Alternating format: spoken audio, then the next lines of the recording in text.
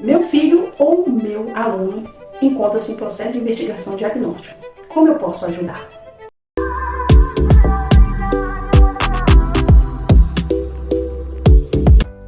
Bem, no vídeo anterior falávamos sobre, vamos fazer uma pequena retrospectiva, que falamos sobre poda neural, a poda sináptica, como observar nossas crianças, como ajudar nossas crianças se utilizando dos conteúdos aqui do nosso canal no YouTube. E agora, aproveitando o ensejo, e pedir para você também se inscrever no canal, caso ainda não for inscrito, né? E compartilhar bastante com as pessoas, em especial se você sabe que esse conteúdo é essencial e preciso para que outras pessoas tenham conhecimento e possam colocar em prática. Temos aqui diversos conteúdos e cada semana estamos colocando muito mais para enriquecer os seus conhecimentos, tá bom? Nesse vídeo daremos continuidade como montar as estratégias em sala de aula, em sala de educação infantil, em creche, você que é educador infantil, certo? Demonstrarei justamente aqui estratégias que você, professor, educador, poderá se utilizar na sala de aula, tá bom? Então aqui, a criança autista, ela em volta de 0 a 3 anos, de 0 que eu falo assim, quando ela tá lá com uns 4 mesinhos, onde a gente começa a observar alguma coisa diferente, embora até antes disso a gente já consegue observar peculiaridades, mas não são todos, pessoas geralmente que já está trabalhando nessa área, que começa a observar nos próprios filhos. Ou então a pessoa que já tem interesse nesse tema também, que foi o meu caso com a minha criança, antes dos 6 mesinhos a gente já começa a observar. Então, ela é uma criança que tem uma flexibilidade bem maior no seu sensorial. Mas, Mayara, o que é esse sensorial que você está falando? Eu estou falando justamente de transtornos sensoriais. Os transtornos sensoriais, é bom aqui que existe justamente um grande percentual de pessoas, inclusive pessoas no espectro do autismo, que possuem o chamado transtorno do processamento sensorial, que muitos já conhecem sobre cargas, sobrecargas ou crises sensoriais. É o que a maioria da população tem de conhecimento por denominação desse transtorno de processamento sensorial. Isso quer dizer que a pessoa tem dificuldade justamente de filtrar ou interpretar de forma correta tudo aquilo que ela está sentindo no seu estímulo, certo? Então, primeiro vamos abrir aqui um parênteses, porque eu gosto de ser bastante didática, trazer mais de forma bem tranquila de compreender e evitar utilizar muitos termos técnicos. Por mais que a gente tenha que se utilizar de termos técnicos, eu vou trazer aqui de forma bastante didática para explicar para vocês. Então, abrindo esse parênteses, como é que o nosso cérebro trabalha, e logo após eu darei aqui alguns exemplos que ficará muito mais tranquilo para vocês compreender todo esse conteúdo didático sensorial que eu estou passando. Pois bem, o cérebro, gente, o nosso cérebro, ele tem aqui o desenho do nosso cérebro. Se vocês imaginarem bem, ele é como se fosse duas partezinhas, certo? Do lado direito e do lado esquerdo. E tem uma linha, um sulco, como se fosse uma abertura. Aqui dá para vocês imaginar o seu cérebro. E quando a gente abre o nosso cérebro, é como se tivesse um outro cérebro menor que fica bem aqui no núcleo, no centro. E esse cérebro se chama tálamo. Uma parte que fica bem no núcleo do cérebro mesmo, próximo à espinha dorsal. O que é a espinha dorsal? Ela fica bem aqui, ela atrás, e quando a pessoa fala bem assim, ai, aqui a minha espinha está doendo, aquela parte toda que desce nas suas costas. Então a gente chama de espinha dorsal. E o que acontece? Esse cérebro que a gente chama de tálamo, imagina uma bolinha dentro do seu cérebro. Imagina o seu cérebro aqui e uma bolinha no núcleo, certo? Esse cérebro chamado tálamo, ele é responsável pelas funções. E que funções são essas, Mayara? A sensibilidade, a motricidade, o comportamento, a memória, as ativações do nosso córtex, que é o cérebro. E a ativação de todo o seu cérebro vai ser responsável justamente por esse cérebrozinho que fica no núcleo chamado tálamo. Agora eu vou chamar esse cérebrozinho de tálamo, o nome dele mesmo, tá bom? Então, como você já sabe que o tálamo é um cérebro que fica no centro do nosso cerebelo por completo, então não necessito chamar ele mais de cérebrozinho, vai ser tálamo. Pois bem, o tálamo, gente, é a parte do cérebro que manda as informações externas para cada repartição do nosso cérebro em geral, certo? Vamos imaginar um prédio, vamos imaginar o seguinte, você que é estudioso de concurso público, vocês vão saber. Vamos imaginar um órgão público, um órgão que tem diversas secretarias onde, quando você está entrada no seu processo no seu processo administrativo ali, vamos dizer que faz parte lá do transporte. Aí eles colocam lá e mandam aqui é da Secretaria de Transporte, manda para a Secretaria de Transporte. Aqui é a Secretaria de Comunicação, vai lá e manda para a Secretaria de Comunicação. Ou seja, o tálamo é como se fosse justamente esse protocolo, essa entrada de informações para que ele possa jogar para cada secretaria do seu cérebro. E o seu cérebro, como ele é um órgão extremamente inteligente, bem formulado, ele foi criado para trabalhar todo o seu organismo, todo o seu corpo, tudo que possa existir. Ele também é dividido, mas essas divisões, elas não são as divisões por limitações, elas são divididas, porém trabalham todas juntas. Elas trabalham com organizações, mesmo tendo uma função mais específica para uma área, porém ela trabalha junto com as outras áreas, certo? Então, como temos diversas funções em determinadas áreas do cérebro, aqui, por exemplo, na fronte, que a gente chama de lobo frontal, lobo parietal, lobo occipital, lobo temporal. Cada lobo desse tem uma função, a função da visão, a função da motricidade, a função do auditivo, a função da memória, certo? Então o tálamo, ele manda as informações externas que você está sentindo no seu externo, visão, olfato, sabor, audição, sensível, tudo. Que é o tato, né? O tátil aqui que você está sentindo, o frio, o quente, o calor, tudo. Então ele vai mandar essas informações para cada repartição do seu cérebro, que são responsáveis por cada categorização das informações, como expliquei. Ou seja, o tálamo manda para esses departamentos de forma correta, e ele processa as informações encaminhando para todos os 5 gerenciamentos, que são o tato, o paladar, a visão, a audição, todo o seu corpo como as percepções sensoriais, o controle motor, a visão e etc, certo? Vou te dar um exemplo agora que vai ficar extremamente claro.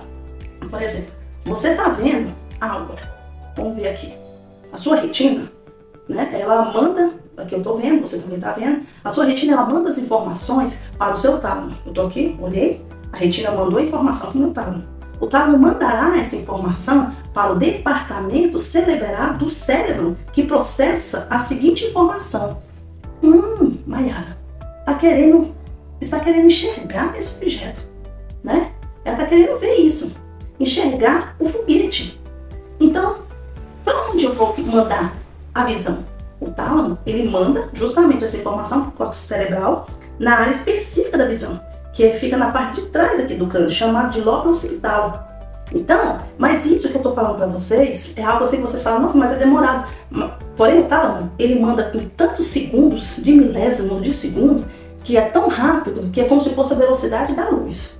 Entendeu? É por isso que a gente, muitas das vezes, não temos a noção do quanto o nosso cérebro é rápido. É rápido e muito rápido. Então, quando ele olha aqui, o tálamo, a visão, a retina olha, o tálamo processa. O que eu estou olhando? Ele já manda lá para a área do lobo occipital da visão, ele já está dando essa informação. Ela está vendo um brinquedo em formato de foguete. Isso é automático, é muito rápido. É milésimo, gente, é muito rápido. Então, um exemplo segundo que eu vou dar para vocês é se alguém, por exemplo, aqui não tem um instrumento, mas vamos dizer que uma pessoa está tocando um teclado, está ali ouvindo e por meio do tímpano, né, por meio do tímpano, a pessoa está ouvindo, ela recebe aquelas ondas sonoras, fazendo justamente o que temos aqui na nossa audição: o martelo, a bigorna e os trigos. Recebe aquele som, o martelo dá aquela paradinha no som, recebe com a bigorna e os trigos proporcionalmente, porque pode ser muito baixinho ou muito alto, conforme vai vindo. Eles são os responsáveis para flexibilizar esse som, o volume, para dar a compreensão, até chegar no tálamo. Chegou esse som lá no tálamo, o tálamo processa a informação e diz assim: a Maiara está tentando ouvir essa música, e manda justamente essas informações lá para a área cerebral da audição. E você consegue ouvir nitidamente o tom, a fluidez, a paciência da música, a rapidez da música, a altura, compreendeu? Então é isso o responsável do tálamo. O tálamo, ele é simplesmente o órgão mais necessário que existe do nosso cérebro, porque ele que é o responsável de ligar tudo que recebemos no externo para mandar para as áreas adequadas para processar e nos fazer raciocinar a respeito de tudo que está em volta de tudo que está na nossa volta, de tudo que estamos recebendo de estímulo externo. As pessoas autistas geralmente têm uma disfunção talâmica integrativa sensorial. Esse tálamo, como quem não é autista, vocês observam assim, você pode pensar, nossa, mas é uma coisa assim tão não dá para imaginar como é essencial, né? Porque pra gente é tão automático, mas a pessoa autista, ela justamente tem uma disfunção muito grande no tálamo. O tálamo, ele, por ser o essencial que joga justamente as informações para cada área das suas respectivas funções, no autista, ela vai ter uma disfunção. Ou seja, o tálamo erra o trajeto, ele erra o percurso, as correntes elétricas, porque o nosso cérebro é totalmente formado em correntes elétricas, né? Elas erram justamente os percursos. E aquelas correntes elétricas, elas podem ir para secretarias, como eu falei anteriormente, ela pode ir justamente para áreas que não são justamente aquelas que foi especificamente adequada para ir. Por exemplo, da visão, ela, em vez dela observar aqui, ela pode observar, jogar para o tálamo, né? E o tálamo processar, e em vez de jogar para a área da visão, jogar para a área da audição, jogar para a área do olfato, para a área do paladar, compreendeu? Então ela é totalmente disfuncional. E isso acontece e muito com a criança, com o adolescente, com o jovem adulto autista. E quando ocorre esse transtorno de processamento sensorial, eu vou dar um exemplo com a pessoa autista. Quando o corpo recebe esses estímulos externos, vou recapitular aqui com vocês, para vocês entenderem de forma bem didática. Esse pequeno, vamos dizer assim, eu recebi esse estímulo, né? Estou passando aqui a tesoura no meu corpo, na minha pele. Ele é um pequeno estímulo, ele é inócuo. Qualquer estímulo assim que você passa levemente, ele é um estímulo inócuo, leve, tranquilo. Porém, o tálamo, ele joga essa informação no córtex responsável pelo tato e a sensação, e o que pode acontecer? Ela descarrega também para outras áreas, como eu tinha acabado de falar, do cérebro. Pode carregar para aquela área do estímulo que passa a ser um estímulo muito maior, um estímulo de dor, né? Uma proporção muito dolorosa. E que chamamos também, que tem pessoas que sentem, essa mesma pessoa não sendo autista, mas pode acontecer de ter o transtorno de processamento sensorial, que a gente chama de alodínia. E existem pessoas que realmente, ela pode receber um estímulo bem inócuo mesmo, um estímulo bem leve, porém aquilo ali ser tão doloroso que ela não suporta. Você já viu aquelas pessoas que ela não suporta nem sequer que jogue um lençol sobre ela, que ela sente uma dor extrema? É isso que pode acontecer. Justamente o tálamo jogar informação para a área sensorial da dor, uma área que pode ser muito mais sentido dolorosamente do que deveria ter sido, que era somente para receber um estímulo de tato mesmo, né? De leveza, acaba sendo um sentido doloroso. Pois bem, eu posso dar outro exemplo também, no caso da visão, que muitos neurocientistas já falam da neurocegueira, né? A neurocegueira, que a gente chama, para pessoas que não entendem muito bem, é tipo é quando você vê uma coisa, porém você não identifica. Sabe quando você olha assim, fala, fulano, pega a tesoura para mim, você tá procurando. Nossa, eu não tô vendo, aí tá bem aqui na sua frente, você não tá vendo. Aí a pessoa fala, nossa, você tá cega, não? Nossa, se fosse uma cobra, teria me mordido. Essa é a neurocegueira. A neurocegueira é quando você realmente passa despercebido, está na sua frente, porém parece que alguma coisa ali tampou a sua área de visão e você não consegue observar aquele objeto como uma tesoura. E isso acontece muito com os autistas. Essa situação da neurocegueira, né? Por exemplo, na pessoa autista, o que ela acontece? Você coloca vamos colocar aqui um lápis, uma caneta, né? Vou colocar aqui, você coloca a caneta na frente dela e ela vê, né? Mas o tálamo joga essa informação justamente para a área auditiva. Vamos dizer que ela viu a caneta e o tálamo processou, pegou pela visão, processou que eu queria ver a caneta, porém ele joga para a área auditiva. E ao jogar para a área auditiva, ela terá uma pseudo-cegueira. Por quê? Porque ao invés de ela ter jogado justamente para a área da visão, para saber, mas ela está querendo ver aquela caneta, aquele lápis, ela coloca na área da audição e eu tenho uma alucinação, compreendeu? Assim, uma alucinação auditiva. A informação do fundo visual foi, na realidade, decodificada para a área de audição. E é onde eu posso ver aqui e ouvir outra coisa além, sabe? Por exemplo, se caso eu estou aqui vendo essa caneta, esse lápis, vamos dizer, e por um acaso o meu tálamo joga para a área da audição e esteja passando qualquer som som, desculpa gente, esteja passando qualquer som que interfere nisso, depois lá na frente, sempre quando eu ver uma caneta, eu posso identificar essa caneta com aquele som que passou. E é onde que dá a confusão, né? A especificação ali não foi adequada, não deveria ter jogado para aquela área de audição, era para ter jogado para a área de visão, né? Gerando justamente essa confusão. E ocorre muito mesmo. Eu vi um filme, um rapaz uma vez, que ele ouve determinada música, eu acredito que depois vocês pesquisam sobre esse filme, e vê a música, por exemplo, ele ouve a música, né? E quando ele ouve a música, na realidade, ele começa a ver cores. Começa a ver as cores. Por quê? Porque o tálamo da audição, quando ele ouve aquela música, ele joga a informação para a área visual e ele vê aquelas cores. Então, assim, ele consegue observar as músicas conforme as cores. É muito interessante. Depois vocês olham e aquelas vibrações, sabe? As vibrações intensas, fraca, forte, ele causa justamente essa hipersensibilidade visual. Com muitos estímulos de cores, vai mostrando aquelas cores, de todos os tipos de cores para ele. O ambiente fica bem legal, assim. Eu falo bem legal, mas na realidade para eles é bem complicado, porque é uma disfunção, né? E a disfunção acaba confundindo muito a cabeça deles, sabe? Confunde mesmo. Eu fico imaginando, então, se a gente, muitas das vezes a gente se confunde, imagine eles, que tem que acabar acostumando com algo que não é o normal deles observar por eles mesmos. Então eles têm que visualizar algo que eles não conseguem visualizar e aprender conosco algo que não é do mundo visual, mental, auditivo, do que eles estão acostumados a ver e observar todos os dias, né? Portanto, gente, o tálamo, ele é o responsável justamente para quê? Para filtrar todo o ambiente. Ela faz justamente de forma disfuncional no autista.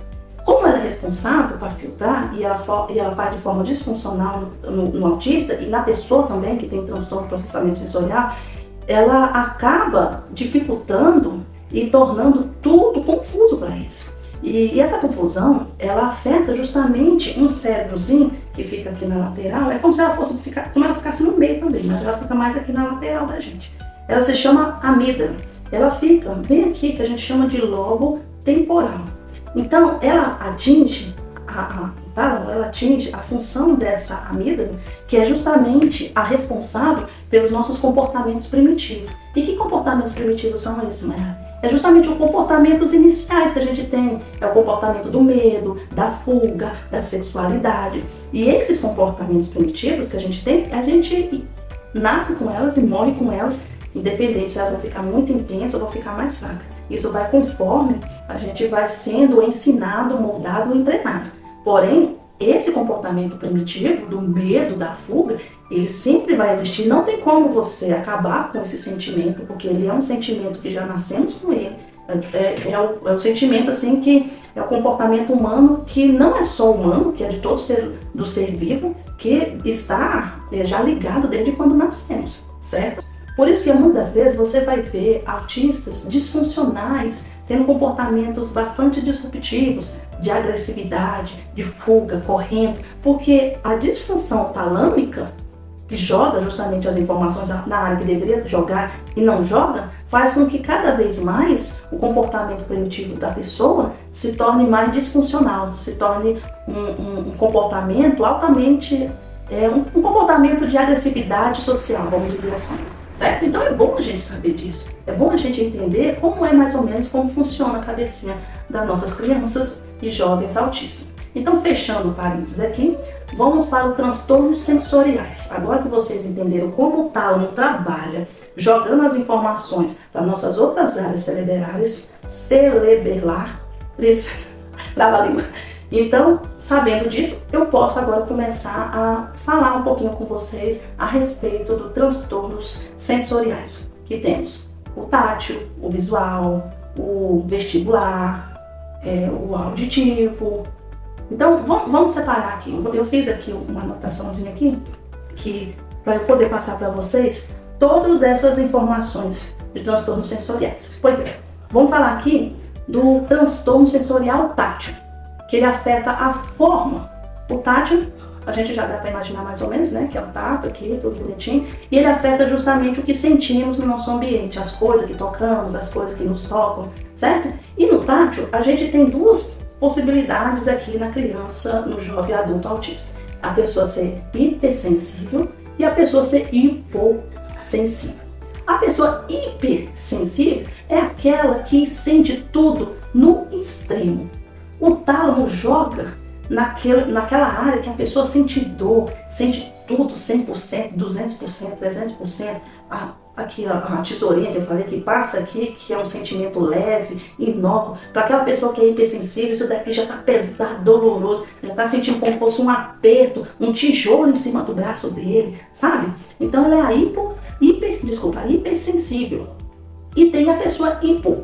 A pessoa hipo já ela é diferente. A pessoa hipo, ela não sente esse aperto que eu dou aqui no seu braço. Às vezes ela está sentindo como se fosse aquela tesourinha passando, bem inócuo e leve. A informação do tálamo que jogou, em vez de jogar de forma proporcional e filtrar de forma proporcional aquele toque, é como se fosse algo bem leve. Então quando você vê uma pessoa autista, uma criança, que se bate muito nas paredes, que se morde, que fica se apertando, se dando soco muitas das vezes, pega algo assim pesado, sabe as crianças, tem criança, adolescente, tem jovem já adulto, que gosta daqueles cobertores que tem uma bem pesada e pega e gosta daquela coisinha pesada em cima dele. Então essas são as pessoas hipossensíveis, ela necessita sentir, ela está buscando sentir o ambiente e não está conseguindo, é por isso que ela se bate, ela não quer as mãos, ela precisa apertar, ela precisa morder, ela precisa estar ali o tempo todo ou se coçando, sabe? Aquela coceira, ela não está sentindo a pele, ela coça. Quando já está quase machucando é onde ela sente. Então essa pessoa é hipossensível. Temos que observar isso. E aí ela não gosta do toque. Você tocar é como se ela estivesse sentindo um choque ou ela estivesse sentindo uma dor. Se você vir assim e querer dar um abraço, ela se afasta. Ou então ela não gosta de certo tipo de tecido que pega e já está machucando, está pinicando. E não gosta da roupa molhada. Ou então não gosta de texturas molhadas, que já começa a ter aquela sensibilidade muito intensa. É isso que acontece com a pessoa hiper e hipossensível, certo? Agora vamos para o transtorno vestibular. O que é esse transtorno vestibular, Mayara? Bem, o transtorno vestibular, ela afeta justamente a consciência do equilíbrio e orientação espacial do nosso corpo. Por exemplo, você já viu aquelas pessoas que você fala assim, nossa, mas fulana está banada, parece que ela não está vendo onde ela está andando. É justamente isso mesmo, ela não está vendo, ela não está observando, não é porque ela não quer. O cérebro dela, pelo tálamo, ele não consegue processar que aqui ao lado eu tenho algo que tenho que desviar dele, porque senão eu bato. É como se fosse uma cegueira mesmo. A gente passa, a pessoa passa e ela esbarra naquilo. Ela esbarra por quê? Porque realmente não houve esse processamento que tinha esse objeto no ambiente e de orientar que ela teria que desviar. Então a gente chama de transtorno vestibular, que afeta justamente essa consciência de se equilibrar e da orientação espacial mesmo. E quais são eles, Mayara? É justamente o proprioceptivo, que você vai sentir a percepção interna sua do corpo e do ambiente. Por exemplo, interna por quê, Mayara? Porque tem pessoas que elas têm esse transtorno vestibular proprioceptivo, ela não sente fome. Você já viu aquelas pessoas que ficam horas e horas sem comer? Fulano, você não vai comer não? E a pessoa fica. Essa pessoa, vocês têm que observar e ajudar no sentido de manter uma rotina alimentar. Porque é uma pessoa que nunca vai sentir fome. E ela pode vir a adquirir problemas de saúde extremas. Esses problemas de saúde extrema no sentido de não se alimentar, de não se nutrir adequadamente, porque não sente a fome. E não sente mesmo, gente. Não sente. Tem muita criança assim, que os pais ficam assim, meu Deus, mas a criança não come. Tem que forçar a criança a comer. E às vezes tem até profissionais de saúde que acham que os pais não estão nutrindo a criança. Não é porque eles não estão nutrindo a criança. É porque realmente ela pode ter esse transtorno sensorial do transtorno vestibular proprioceptivo. E então, é uma rotina que você tem que passar para a criança, ó. O horário de almoço é esse, você tem que comer, mesmo você não sentindo fome, você come um pouquinho, vai passando. E assim ela vai se acostumando a se alimentar por questão de horário e de rotina. E não pelo fato do próprio organismo estar ali solicitando a alimentação, tá bom? E também temos a esterocepção. Esterocepção, ela é a percepção externa. E como essa percepção externa, como eu acabei de falar para vocês, é do equilíbrio, de sentir o espaço, sabe? O espaço do seu corpo, a percepção externa mesmo do meio ambiente que você está ali. Pode ser o frio, a pessoa sente um frio extremo, então calor doido, mas a pessoa está sentindo frio. E pode ser que a pessoa não sinta frio, não sinta calor, aquela pessoa assim que não sente nada. Já vi na televisão, passando muitas das vezes, aquela pessoa que ela se queima e ela nem sente que se queimou? É tipo isso. Ela não sente o calor, ou então ela não sente frio. Já viu aquelas pessoas assim que ela não usa blusa de frio pra nada, nem tá caindo neve, tá nevando e a pessoa não sente frio. É isso que acontece. É justamente esse transtorno vestibular de exterocepção. Ela não consegue sentir, não consegue captar, porque o tálamo não capta justamente. Não dá a informação para a área adequada para que o corpo possa responder de forma adequada. Também, gente, falando da exterocepção, tem casos que é até bom a gente informar aqui de crianças que ela corta o pé, ela se machuca seriamente, de cortar, sair sangue, não sentir o corte, não observar que se machucou e acontecer até mesmo de ter uma perda grande de quantidade de sangue e a criança ficar até internada e receber bolsa de sangue por conta disso. Então, é bom a gente observar e tentar entender como são os transtornos sensoriais que as nossas crianças e jovens autistas possam ter de cada peculiaridade, né? Porque cada autista é diferente, cada um vai sentir de uma forma diferente, certo? Pois bem, aqui agora vamos falar do transtorno sensorial visual. O transtorno sensorial visual, gente, eu acho que é a que anda mais juntas com todos os outros tipos de transtorno, mas a visual, ela sempre tá interligada. Porque como a visual ela é a principal e joga para o tálamo, o tálamo joga para as outras áreas, então ela está ali sempre conjunta. Mas o que acontece, o que eu vejo? Eu vejo que as crianças e os jovens autistas, eles têm muito problema com cores fortes, colorido, o ambiente muito colorido. Aquilo ali transforma o ambiente muito carregado. Muito colorido faz com que eles captem aquelas informações de forma muito disfuncional. Então elas têm uma dificuldade muito grande naquele visual. Aí é onde eu acabei de falar, dá aquela cegueira falsa ou aparente, sabe? Que eu já tinha explicado anteriormente. Dependendo do que ela está vendo aqui, ela está vendo algo, mas o tálamo já joga para outra área, aí ela começa, por exemplo, para ela ver apenas uma cor, só que ela começa já a ouvir uma outra coisa, e começa a ver a outra cor, aí já começa a ver um gosto diferente, e começa a ver outra coisa, aí já começa a sentir alguma coisa, porque o tálamo, gente, o tálamo custoso, ele sai jogando disfuncionalmente para diversas áreas. E essa criança, esse adolescente que viu uma coisa que para nós se tornaria tão simples, para ele aquilo dali já bagunçou todo o sistema sensorial dele, todo o sistema que tem de processamento, de análise aqui, processual do seu cérebro. Então ele já ficou totalmente desregulado e aonde ele muitas das vezes vai ter comportamento disruptivo mesmo. E aí é onde eu falei, onde vem o tálamo fica responsável justamente para trazer as informações, como ele traz muito disfuncional na parte do nosso comportamento primitivo, ele vai acabar sendo exacerbado e vamos ter esses comportamentos de fuga, de medo, de agressividade, de tudo, certo? Então acontece muito, principalmente na parte visual. E a confusão visual que eu acabei de falar aqui, né? Com os outros estímulos, cheiros e tudo mais. Então o visual acaba que joga todas essas informações para a criança, para o jovem autista, e ele fica realmente bem disfuncional, mas justamente por conta disso, tá bom, gente? E o transtorno sensorial auditivo? Bem, o auditivo, ele tem aquelas situações que a pessoa sente as alturas bastante exacerbadas, pode acontecer. Tem também situações que as crianças adoram um som extremamente alto. E por quê? Como eu tinha falado anteriormente, né?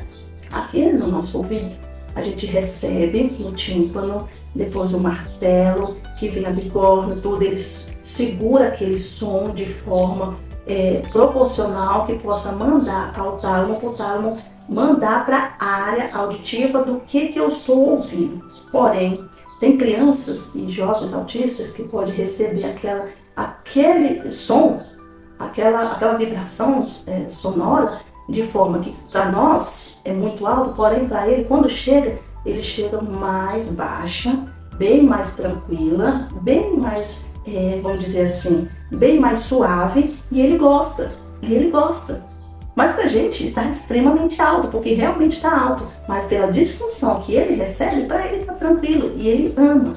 E o dele tá quebrando parede, quebrando telhado, tá aquele som de estranho. Sabe aqueles, eu não sei se é no Nordeste, que tem aqueles paredão de som, para eles aquilo ali é uau! Acontece, e muito, viu gente? Vocês que estão acostumados a ver apenas autistas que tampam os ouvidos com barulho, que é muito, praticamente assim, a grande maioria, mas tem aqueles que recebem aquele som que é extremamente alto, de forma bem suave, bem tranquilo, e não é exacerbado, e eles amam, e não se estranhem se vocês verem crianças dessa forma, autistas, né, adultos já, que recebem como é que a gente fala? Essa sonoridade que muito alta, como se fosse uma sonoridade tranquila, tá bom? E também a dificuldade de entender os sons, sabe? Mesmo que o volume esteja normal, tem pessoas que elas recebem, não é nem por conta da altura, se tá baixo, se tá alto demais, mas é porque ela não tá entendendo o que tá se passando, a sonoridade mesmo, tá? É como se fosse uma mistura de vamos falar assim, de várias línguas, falando ao mesmo tempo. Vamos se colocar assim num local que você tem diversos ambientes de músicas diferentes. Você está no meio, aí eles colocaram vários palcos. E nesses palcos tem vários estilos de música, vários. E começa a tocar tudo ao mesmo tempo e na altura, e você não está conseguindo entender nada. Você não entende o que é o sertanejo, o que é o rock, o que é o funk, o que é o gospel. Você não entende nada, fica aquela bagunça e você não consegue filtrar nada e tem aquela dificuldade. E isso acontece muito com nossas crianças, nossos jovens autistas. Eles têm justamente essa dificuldade de compreender o som do que está dizendo. Às vezes tem muitas pessoas falando ao mesmo tempo e então ele em vez de filtrar apenas em um, concentrar apenas em um, aquele monte de pessoas falando, é como se fosse diversas línguas já colocando na cabecinha dele, ele já fica muito sobrecarregado, difícil de filtrar o que está acontecendo, e aonde vem o comportamento primitivo, disruptivo dele, e ele fica nervoso e sai em fuga mesmo. Então, é uma das coisas que pode acontecer. E temos o transtorno alimentar, né? Que tem algumas pessoas que chamam esse transtorno de seletividade alimentar. É uma forma mais assim popular de se dizer, mas não é uma forma adequada. Por quê? Porque o correto a gente chama de TARI, que é transtorno alimentar restritivo evitativo. É o TARI. Então o TARI, o que acontece com a pessoa que tem transtorno do processamento sensorial? A pessoa, ela pode sentir, ela pode querer as coisas, por exemplo, temperatura. Querer comer só coisa gelada, um feijão gelado, uma carne gelada, não gosta de comida morninha ou comida quente, entendeu? Ou pode querer só comida quente também. Tem pessoas que, como eu falei, né, tem aquelas que não sentem que está se queimando, não sente que tem morto na panela, tem aquele também que, quando ela vai comer, mesmo a comida muito quente, ela não sente. Então, quando ela está fervendo, é que ela vai sentir que está morninho. É onde ela queima a língua, queima o céu da boca, fica toda machucada, porque ela pode acontecer justamente isso, de misturar o transtorno sensorial proprioceptivo, dela não sentir aquilo quente, com o transtorno alimentar de querer trazer aquilo, sabe? Trazer apenas, não querer algo extremamente quente, porque ela quer sentir o morninho, porém aquilo já está quente demais e ela não consegue ter a sensibilidade de que ela está realmente colocando algo extremamente quente na boca, né? E a textura também, tem pessoas que gostam do alimento mais mole, outros gostam das coisas mais crocantes, ela gosta de morder, sentir aquela crocância, aquele sentir assim na cabeça, não. Ou então mais molhado, quase líquido, né? E o cheiro, o sabor, o cheiro, tem uns que gostam de coisa com cheiro bem forte, eles gostam de sentir aquele cheiro forte, outros já não aguentam o cheiro. Quando sente o cheiro já dá náusea. Outros já gostam de coisas mais picantes, muito picantes, assim, aquele sabor picante. Outros já não gostam de sabor nenhum. Gente, a minha sobrinha não gosta de sabor nenhum. Ela come o macarrão, tem que cozinhar o macarrão só na água. Não coloca nem um salzinho, aí come. Ela gosta desse jeito, ela gosta da textura mole e sem sabor, entendeu? Sem cheiro. Então pode acontecer isso. No quesito de transtorno alimentar, muitas das vezes não é transtorno sensorial, tá, gente? Muitas das vezes o transtorno não existe sensorialmente dizendo, e existe sim um comportamento. Aqui existe o comportamental da pessoa, uma rigidez comportamental dela mesma, que é mais assim por questão de busca do comportamento, de estar ali fazendo algo no comportamento, e gera muita confusão. E eu vou explicar para vocês mais ou menos o que é essa disfunção comportamental na alimentação. O que pode acontecer do transtorno comportamental aqui? Você já viu aquelas pessoas que elas só comem comida de cores? Por exemplo, ela só come de cor marrom. Carne e feijão, vamos dizer assim. Só come carne e feijão, só com marrom. Isso não é um transtorno alimentar, gente. Isso é o comportamental, certo? Aquela pessoa que só come coisa da cor laranja. Vejo muitas crianças que só comem cenoura, o arroz a mãe tem que colocar ali o açafrão para ficar amarelinho. Só coisas laranjas, só dessa cor, só laranja mesmo. Abóbora. Então, é comportamental, não é transtorno sensorial no quesito do TARI, certo? Aquela pessoa também que não gosta de encostar os alimentos, gosta dos alimentos tudo separadinho, né? Ela não encosta o arroz com feijão, a carne, aquela pessoa que separa. O molho não deve tocar no macarrão. Estão se tocando. O molho está tocando no macarrão. O molho não deve tocar no macarrão. Estão se tocando. O molho está tocando no macarrão. É só uma encostadinha, tá tudo bem. Não tá nada bem. O molho não deve tocar no macarrão. Eu avisei antes pro garçom. Jason, tudo vai se misturar no seu estômago. Aquilo também é comportamental, tá bom, gente? Não tem nada a ver com um transtorno sensorial relacionado ao TARI. A criança que tem disfunção oromotora, criança que acontece muitas das vezes, a nossa mastigação ela é bem complexa. Se você for pensar bem, você tem que... Se você pensar bem, porque a gente não pensa quando vai mastigar, você abre, fecha, transfere a língua para frente, para trás, joga para o lado, para o outro, manda a comida mais dura para trás e mastiga. A comida que não é não tão dura, ela pode ser mastigada aqui e você engole até certa quantidade de mastigada. A criança ou o jovem autista, ele tem que imaginar tudo isso. Mas muitas das vezes ele vai começar a mastigar e morde a bochecha, morde a língua, mastiga a bochecha, machuca o dente. E a gente não percebe isso. E acaba que a criança, já de pequena, selecionar os alimentos mais pastosos e líquidos justamente pelo fato dessa disfunção oromotora que ela tem, certo? Ela faz isso porque ela já não está mais suportando machucar a bochecha e a língua. E inconscientemente, como ela vê que a alimentação pastosa, a alimentação com a comidinha bem mole, bem líquida, ela é muito mais tranquila e fácil, ela começa a trazer esse comportamento para si. E só come coisinha mole, coisinha líquida, pastosinhas, entendeu? Então, isso também não é um transtorno sensorial, como muitas pessoas acham, fulano só come coisinha mole. Observa se ela não tem dificuldade na sua mastigação, se ela não está mordendo a bochechinha, se ela não consegue fazer esse movimento, ó. Compreendeu? Porque às vezes é uma opção dela estar buscando mais o pastoso, o líquido, por conta disso. E os alimentos em formas. Eu já vi muitas mães falando, e isso pelo que eu tô vendo, não são só algumas crianças, são muitas crianças que comem assim. A mãe coloca o pratinho bonitinho ali pra criança e a criança começa a olhar assim e dá vontade de vomitar. Ah, mamãe, começa até a inventar história, tá com dor de barriga, ou é nojento, erra, e fica fazendo náusea. E a mãe vai e junta, por exemplo, faz uma bolinha de arroz. Quando ela faz a bolinha de arroz, a criança come. Então, essa é comportamental também. Tem mães que colocam na boquinha da criança, ela junta a comidinha assim na colher, faz aquele bolinho na colher e coloca, a criança come tranquilamente. Mas se a criança for comer a comida toda separadinha, separada não, né? A comida ali tá toda bonita no prato e a criança for comer sozinha, ela dá náusea, dá essas coisas. Mas quando a mãe pega, faz aquele bolo todinho, joga na boquinha dela, ela come. Então, isso também é comportamental. Em formato de geometria, sabe? Formato de oval, formato de bolinha. Então isso não é TARI, não é transtorno restritivo, evitativo de alimentos. Isso é totalmente comportamental. Quando é comportamento sensorial, a gente vai no TO, terapeuta ocupacional.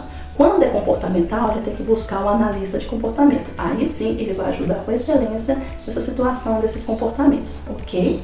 Bem, agora que eu já expliquei para vocês de forma bastante didática e rápida como acontece, né, o transtorno de processamento sensorial, vamos começar a prática de como trabalhar com seu filho, com seu aluno, na educação infantil e nas creches e conduzir toda essa situação de aprendizagem, fazer com que ele tenha comportamento de aluno conforme a análise do comportamento aplicado por evidência científica.